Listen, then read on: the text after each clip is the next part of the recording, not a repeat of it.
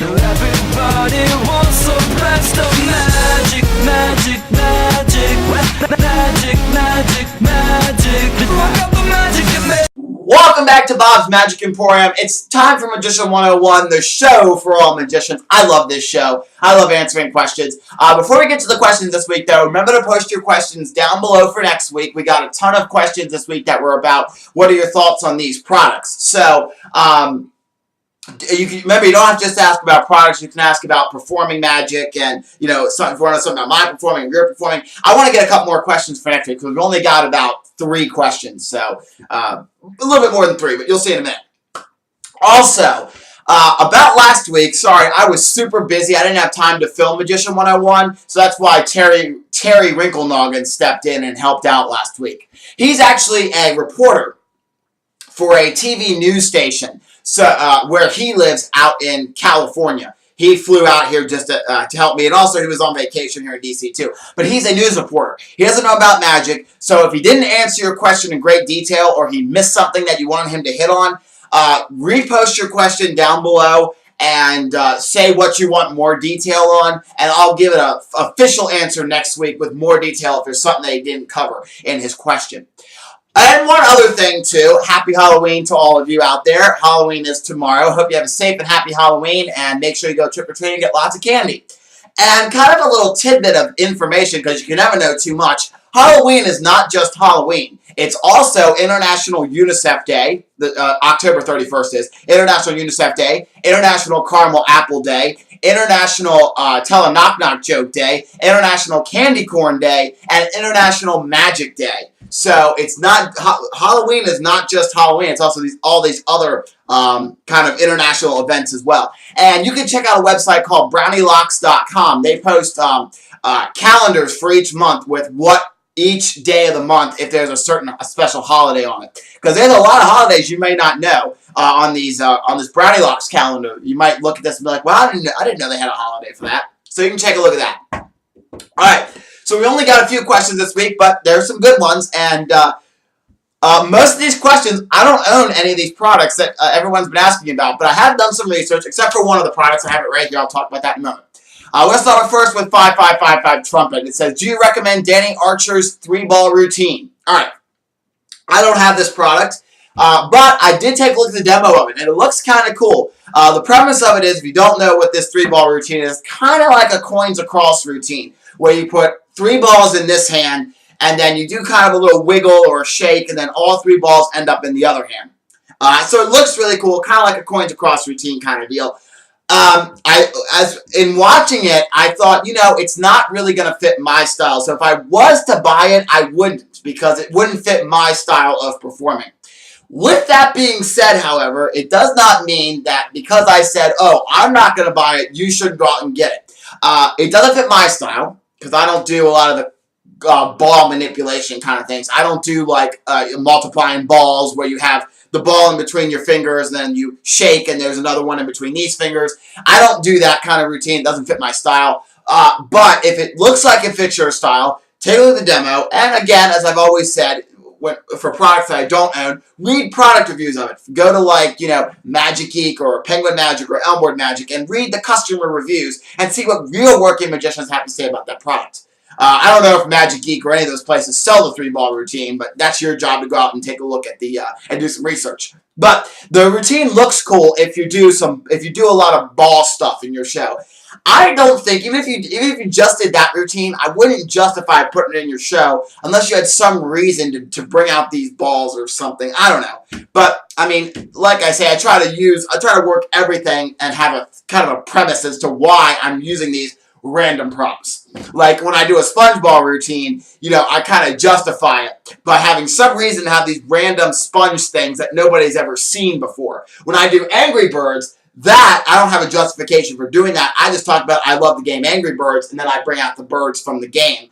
And I use them in the routine, and that is kind of cool because they're real live birds, and people are kind of like, wow, whoa, cool. Because they see these live Angry Birds in their hands. So most of the time I have a justification, though. If I have a foreign object that most people don't really know what they are, I will bring it out and I'll talk about why I'm using it in my show. Because these balls don't look like normal balls. They look like paper or something like that. And you wouldn't really have justification for bringing out paper balls in a routine. All right. 5555 Trumpet also says, also, what are your thoughts on Devil's Cabinet, Ghost Cabinet, Astro Ball? If you're wondering why he's asking about 3 products, these are the same 3 products. They're different in different ways. Now, I don't own any of these products, but I have seen the demo for it. I've seen it done on the Wizard product review. So let me talk about what I've seen and have my thoughts on it.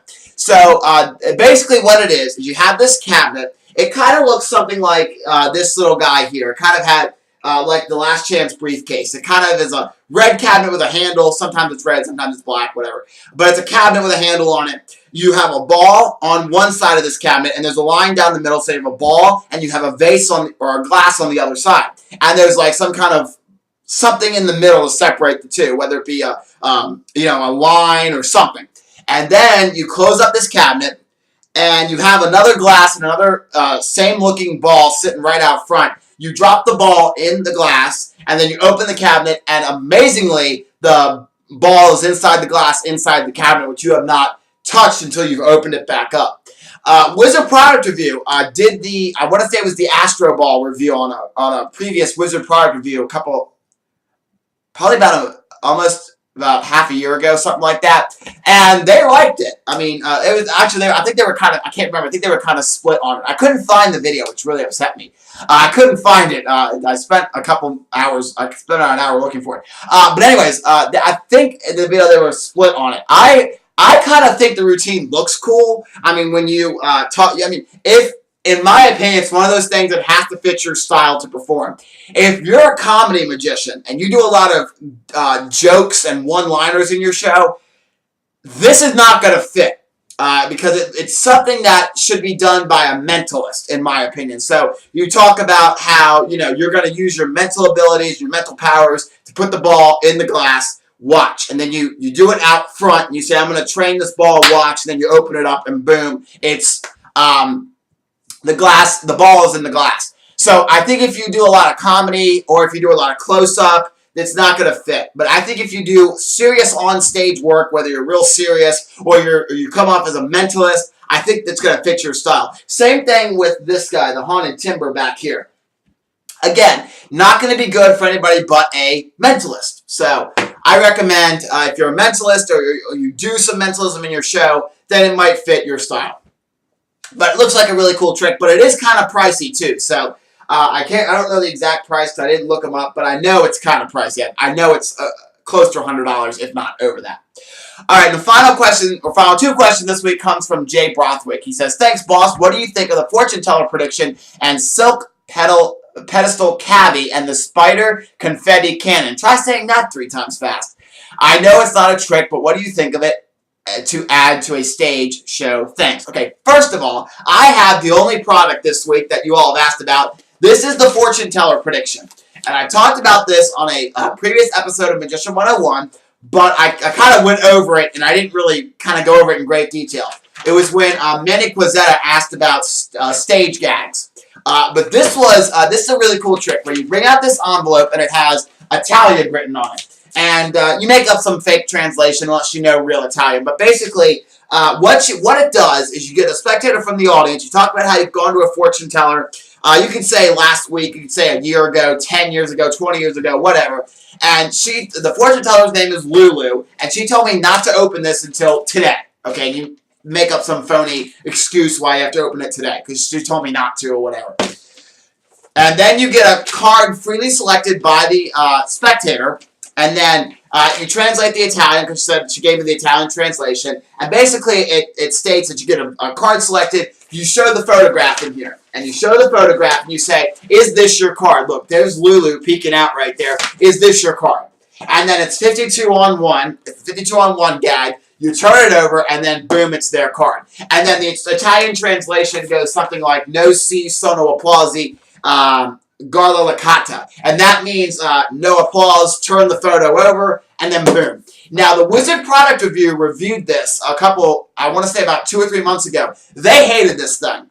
I actually like this. When I do a stage show, whoops, I just dropped it. When I do a stage show, I actually use this. I like this. I think it's a really good way to do the 52 card on one gag. Now, that's just my opinion. A lot of people out there may not like this. I think it's kind of cool, though, because, you know, that's kind of what fits my style of performing, you know, because I make up some, you know, I stumble through the Italian translations. I stumble through the Italian, and I'm like, Caro and Mirko, Cina Mattino. Just because in my style, I try to do a lot of jokes and one-liners, so I try to stumble through the Italian and say, well, I think this is right. And I try to make the audience laugh as I'm trying to stumble through this poorly pronounced Italian.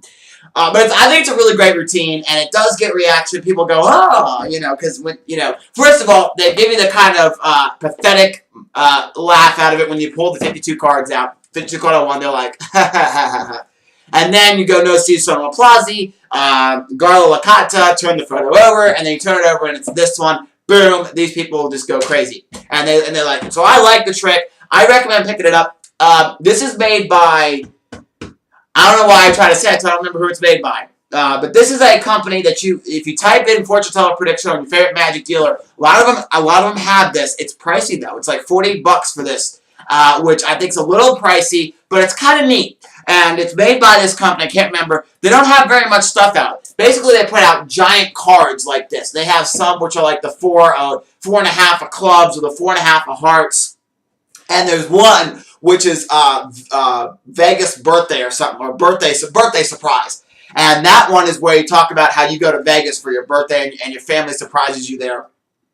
That looks like a really good one. That one's close to $100, I think. I think it's like $80 or $90. So it's kind of pricey, but, you know, these are good quality kind of picture cards, and it's just kind of a cool trick. Excuse me, kind of a cool trick. So I recommend picking it up, but that's just me. I don't know. You know, again, if it fits your style of performing. That's kind of the theme this week. If it fits your style of performing, definitely go for it. All right. The Silk Pedestal Cabbie. I don't have that. What this is, it looks like an ingenious trick. You take this into this empty cabinet, this kind of small little box kind of cabinet thing, and then you pull out from there's two holes drilled in the side. You stick your finger in there and pull out silks from this empty cabinet.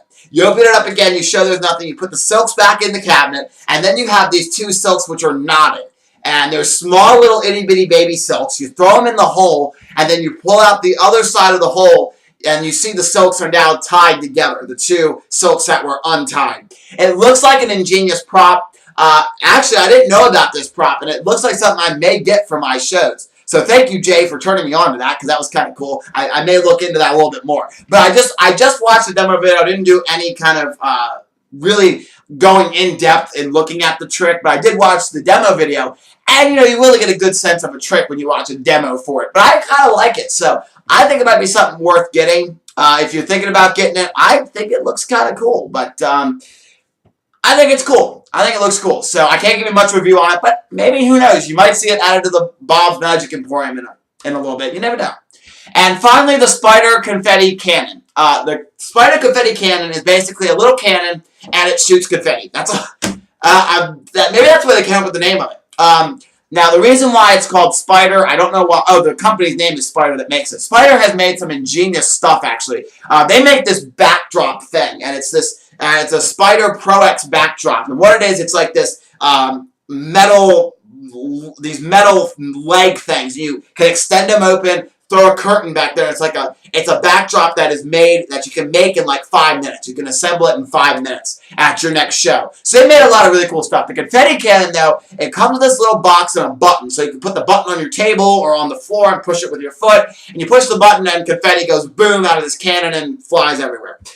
I'm not a big fan of confetti stuff. Like, I know there's certain mouth coils or hand coils. Well, they're just hand coils where you throw them and confetti pops out. I'm not a big fan of that because you got to clean it up after you're done. So I'm not a big fan of cleaning up, you know, like mess on stage. So, but it looks cool when you have because you have a little box with a button. So you can have it on the floor, hidden behind your table, you push it, and boom, out goes this confetti everywhere, which looks really cool. And, you know, the rig, according to the demo, or according to the product demo or whatever, it's about this tall, so it's not that big. So you could kind of hide it in a lot of secret locations and really, you know, fuel people. You know, one thing when I was watching the product demo for it, I kind of thought you could hide it like in the last row of the audience, and then you could hide it somewhere in the audience, and then you go over and you push the button with your foot, and then confetti flies over the audience. Something I was thinking about, but it looks kind of neat, and it looks like it's pretty easy to construct your confetti and get it loaded into the cannon according to the demo.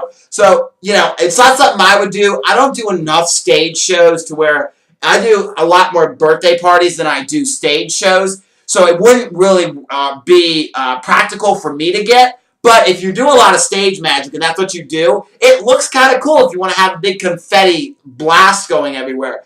And to be honest, you could get your different colored confetti too. So if you do the snowstorm effect, where you take a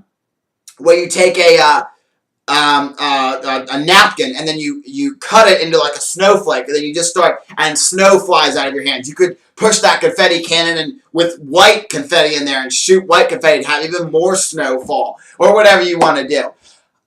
So you asked about is it good to add to a stage show? According to what I've seen, the spider confetti cannon, definitely if that's what you do. If you want to have a big kind of boom and shock, again, you can only use the confetti cannon once because you can only load it one time. You have to take it backstage and load it for another boom of confetti. I don't know how easy that would be to take it backstage and load it quickly, unless you had an assistant, you know, somebody would stand backstage and load it for you.